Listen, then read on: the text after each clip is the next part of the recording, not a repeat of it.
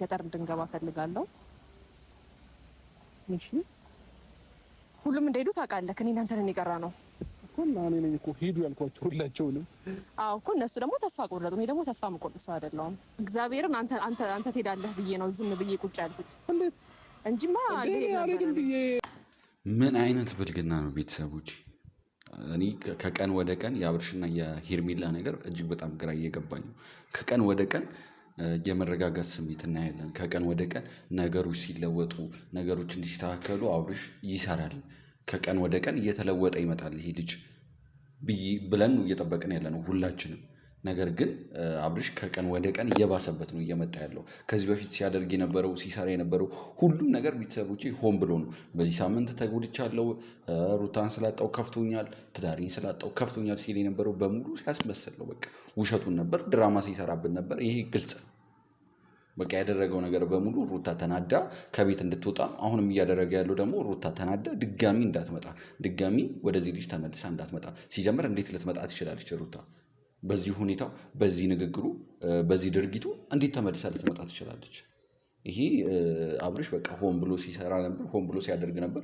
ግን ደግሞ ሄርሜላ፣ በዚህ አጋጣሚ ሄርሜላ አብርሽ ምንም አይጠቅምሽም። እውነቱን ስነግርሽ አብርሽ ጭራሽ ሊጠቅምሽ አይችልም። አሁን ላይ ከምታሳልፊው ጊዜ አንጻር፣ አሁን ላይ ከሚሰጥሽ ፍቅር አንጻር እንደሆነ ይገባኛል።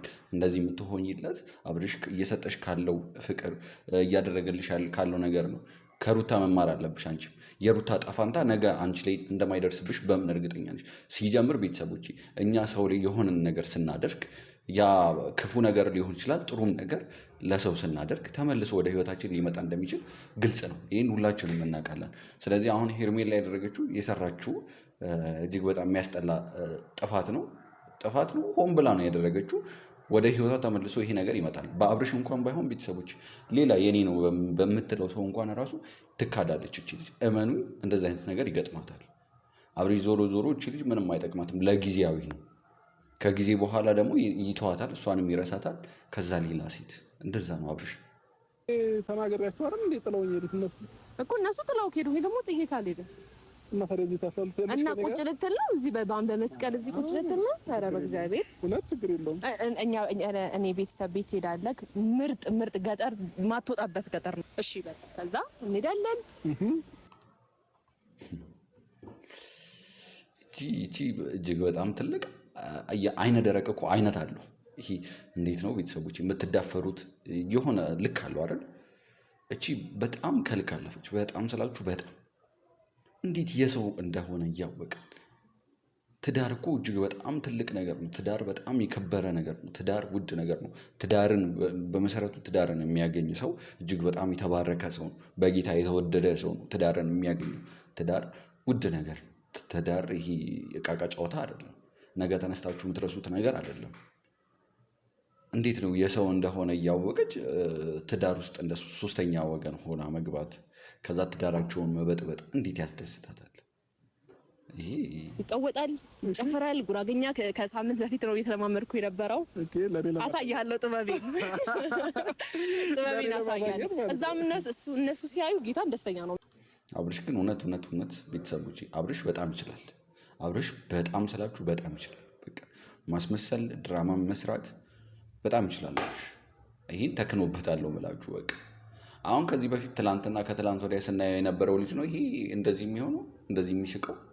ከትላንት ወዲያ እኮ ስታዩት ወይኔ አብርሽ እውነት በጣም ተቆርቷል። በቃ ከዚህ በኋላ ይቅርታ ይጠይቃታል፣ ይስተካከላል፣ ጸባዩን ያስተካክላል፣ የትዳሩን ለማስተካከል ስራ ይጀምራል ብለን ነበር የጠበቅነው። ግን ሌላ ነው።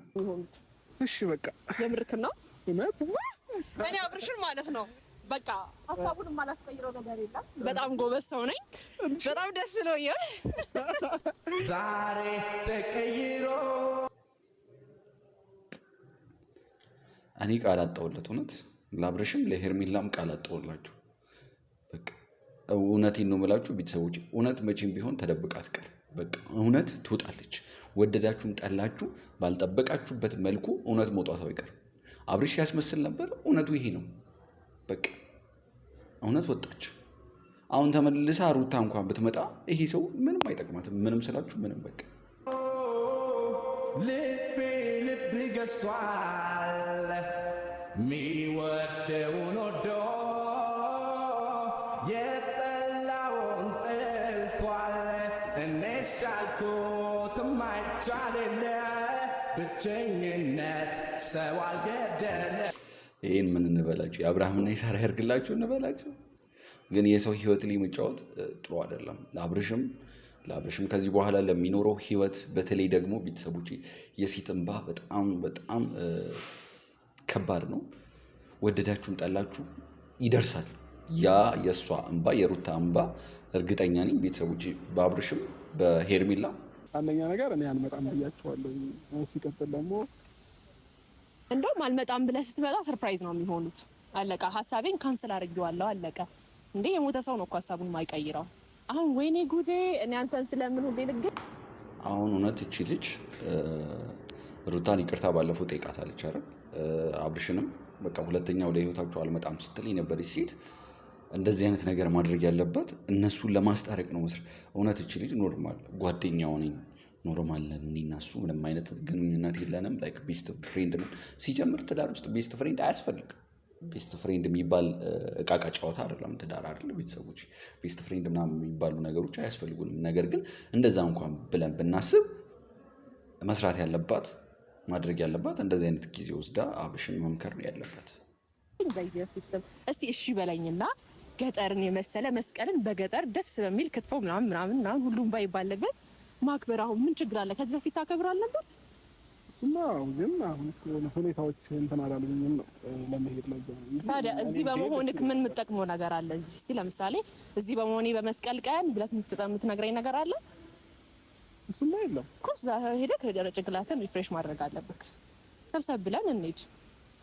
ትናንትና ሁሉም ሄደዋል፣ ግን አለመሄድን ስሰማ እኔ ለአንተ ብዬ ነው እዚህ ቁጭ ያልኩት። ስለዚህ ምን በሴት አንደበት እንደዚህ ለምኜ እውነት ከቀረ በጣም ነው የሚከፋኝ። እግዚአብሔርን አብርሽ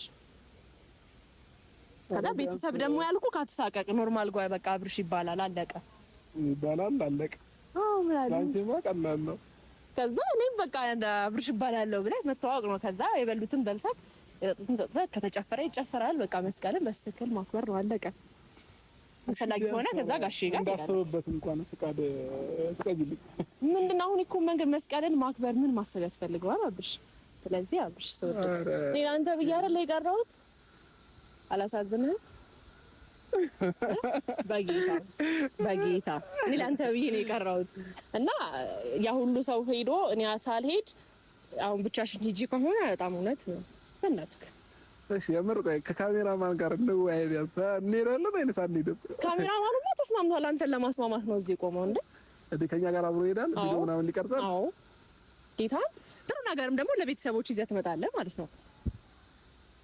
መስቀል እዛ ስታከብር ምናምን ጥሩ ነገር ይዘህ ትመጣለህ። በእናትህ ከኔ ላንተ ብዬ አይደል የቀረሁት?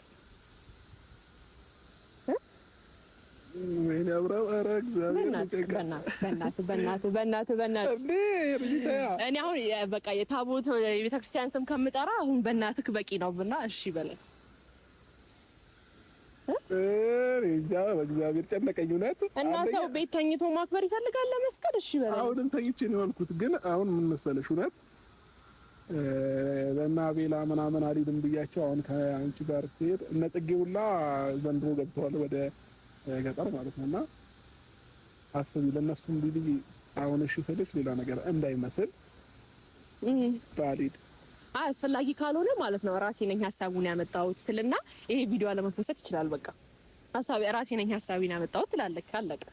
አንተ ብቻ እሺ በልና አብረን እንግባ። በእናትህ አብርሽ በእግዚአብሔር ይሄ ሁሉ ሰዓት ምንም ክርክር የሚያስፈልገው ጉዳይ አይደለም።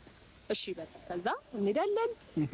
ይቀወጣል፣ ይጨፈራል። ጉራገኛ ከሳምንት በፊት ነው እየተለማመድኩ የነበረው። አሳያለሁ ጥበቤን አሳያለሁ። እዛም እነሱ ሲያዩ ጌታን ደስተኛ ነው የሚሆኑት። ጌታን እንዴ ምንም ቢሆን አንዳቸው ከጓደኞች ሲጎሉ ደስ አይላቸውም ማለት እሱ ልክ ነሽ እኮ። እሺ በቃ የምርክ ነው እኔ አብርሽን ማለት ነው በቃ ሀሳቡን ማላስቀይረው ነገር የለም። በጣም ጎበዝ ሰው ነኝ። በጣም ደስ ብሎኛል። ብቻ በጣም ደስ ብሎኛል። ጌታን በጣም የእምቢታ ሰው ነውና እኔ ደግሞ በጣም በንግግር ማምን ሰው ነኝ። ደስ ብሎኛል በጣም እንቀውጠዋለን። በቃ በደንብ አድርገን እናፈራለን። ግን ማለት ነው አንቆይማ፣ ቶሎ ነው የምንመለሰው። እናንተ በፈለክበት በቃ መስቀልና አክብረን መመለስ እንችላለን። ደስ ብሎኛል ጌታን። እሺ ግን ማለት ነው አንቆይም። የምር በዓል ማሳለፈን 3 ቀን ቆይተን ነው የምንመጣው። ስለ መቆየቱ ጉዳይ እናወራበታለን። ሲጀመር ሀገሩ ራሱ ያስቆይካል። ሀገሩ አለ፣ ከዛ የሄርሜላ ቫይብ አለ።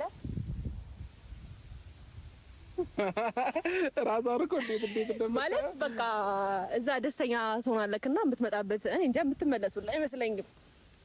እዛ ገጠር መጣ ገጠር አትበለው ባይዘዌ በጣም ነው የሚመቸው። አቃይ ከቡታጀራ ከከተማው ይርቃል ወይንስ? ከቡታጀራ ትንሽ ነው የሚርቀው፣ ግን በመኪና ይኬዳል ነው እንዴ? አዎ።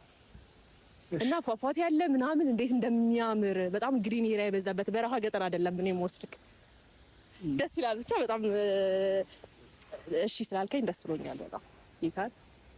ከዛ በኋላ ከመስቀሉ በኋላ ለእያንዳንዱ መልስ አዘጋጅ እሺ፣ ለሁሉም ሰው ማለት ነው። ምን ለሚጠይቁን ጥያቄ እኔ እንኳን ለመልስ ባንተ በኩል ሊመጣ ስንት ነገር ተቀብያለሁ። እንኳን አብርሽ ካንቺ ጋር መጣ በሚለው ነገር ምንም ችግር የለውም። እሺ ምን አገባኝ። በጣም ደስ ብሎኛል ጌታ። ቤተሰቦቼ የሆነ 50 ሆኜ ነበር የመጣሁት። ያ ማለት በቃ ቀበለኛል አይቀበለኝም ብዬ አስቤ ነበርና እሺ የኔ የዋህ በጣም አመሰግናለሁ። እንዴ ጎንበስ ታስለቅሽኝ ነው አትል እንዴ? ደስ ይላል ጌታን። ስለዚህ ልብስ ምናምን አዘገጃጅና እሺ እንደዛ ከሆነ አዳዲስ ልብስ ፓክ አድርጊልኝ። ግዢልኝ አትለኝም መቼስ? እንዴ ግዢልኝ። ኧረ ይገዛላል። እሺ ችግር የለውም እገዛላለሁ። ኧረ የምር ካልገዛሽልኝ መቼም በለበስኩት አልሄድም። አዳዲስ ነገር ፈልጋለሁ። ከዛ ልዩ እንክብካቤ ፈልጋለሁ። ሀያትሽ ብቻዋን ነው የምትኖረው ወይስ? ብቻዋን ነው የምትኖረው። ከዛ ያው አንዳንድ ቤት ልጆቿ ምናምን ሌላ ሀገር ናቸው እና ታዲያ አክስቶቼ አጎቶቼ ማለት ነው። ብቻዋን አይከብዳትም? ምኑ ሰው ይዘን እኔ ቀደም ብዬ ሄጄ ነገሮችን አስተካክላለሁ። አለቀ። ከዛ ነው እመጣለሁ።